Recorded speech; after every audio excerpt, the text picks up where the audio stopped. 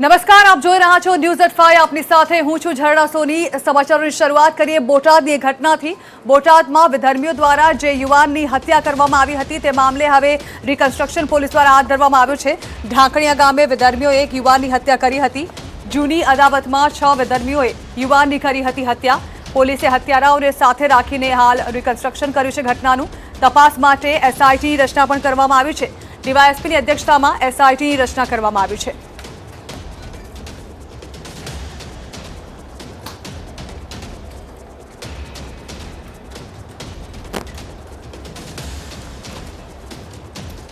અમદાવાદમાં કાપડના વેપારી પાસેથી 10 લાખની ખંડણી માંગવામાં આવી અને ત્યારબાદ તેને જાનથી મારી નાખવાની ધમકી આપવામાં આવી હતી। આ મામલે પોલીસે ખંડણીખોરોની ધરપકડ કરી છે। શહેરના કૃષ્ણનગર વિસ્તારમાં રહેતા નારાયણસિંહ રોહિત નામના કાપડના વેપારીને સોશિયલ મીડિયા મારફતે ધમકી આપી એક ઓડિયો ક્લિપ મોકલવામાં આવી હતી। આ ધમકી આરોપી શાહ આલમ શેખે આપી હતી, જેમાં તેણે કહ્યું હતું કે 7 દિવસમાં 10 લાખ રૂપિયા નહીં આપો તો પરિવારને જાનથી મારી નાખીશ। જે ધમકી મળતા વેપારીએ કૃષ્ણનગર પોલીસ મથકનો સંપર્ક કર્યો હતો અને ખંડણીખોર વિરુદ્ધ ફરિયાદ નોંધાવી હતી। આરોપી થોડા દિવસ અગાઉ જેલમાંથી છૂટી બહાર આવ્યો હતો અને ફરી એક વખત ગંભીર ગુનાને અંજામ આપતા પોલીસે તેની ધરપકડ કરી વધુ કાર્યવાહી હાથ ધરી છે।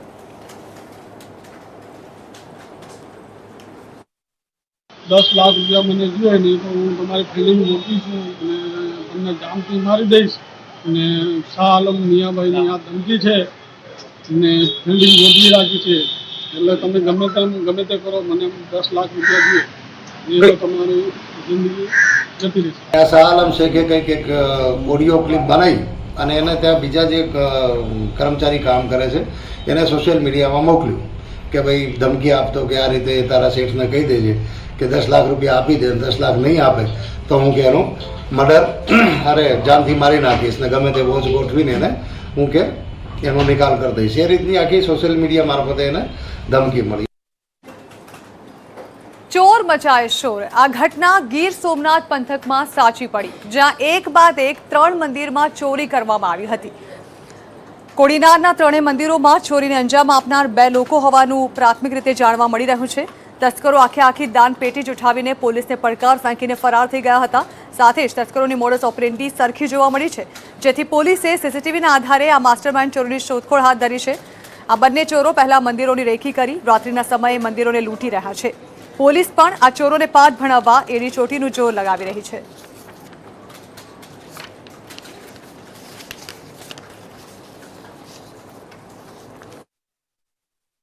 બે જણા પાછળથી આવી ગયા અને કેમેરામાં કેદી થઈ ગયા અને મોઢાને એવું કંઈ બાંધેલું છે, કોઈ વસ્તુ કંઈ ઓળખાતી નથી, દેખાતી નથી અને એ તાળું આગલું તોડી અને આ તાળું ન તૂટ્યું એટલે આખી પેટી લઈ અને અહીંયા વેકળામાં બાજુમાં વેકળો છે ત્યાં આંધળા થઈ ગયા છે એટલે આખું ટેબલ ને પેટીને મૂકીને એ લોકો ફરાર થઈ ગયા। ખોડિયાર માતાજીનું મંદિર આવેલા છે।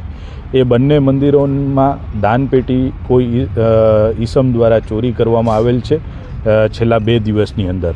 અને વધુમાં જણાવું તો ચોરવાડી હનુમાન મંદિર આવેલું છે બાયપાસ પર, ત્યાં પણ થોડા દિવસો અગાઉ ચાંદીના છતરની ચોરી થયેલી હતી।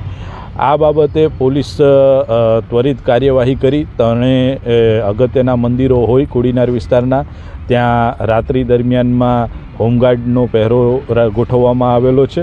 વધુમાં આ ચોરીનો ભેદ ઉકેલવા માટે ત્યાંના સીસીટીવી મેળવી અને ટેકનિકલ સર્વેલન્સ દ્વારા ઝડપી કાર્યવાહી કરી અને આ ગુનાનો ભેદ ઉકેલી અને ચોરીમાં ગયેલ મુદ્દામાલ રિકવર કરવા માટેની કાર્યવાહી કોડીનાર પોલીસ દ્વારા ખૂબ ઝડપી ત્વરિત ચાલુ કરવામાં આવે।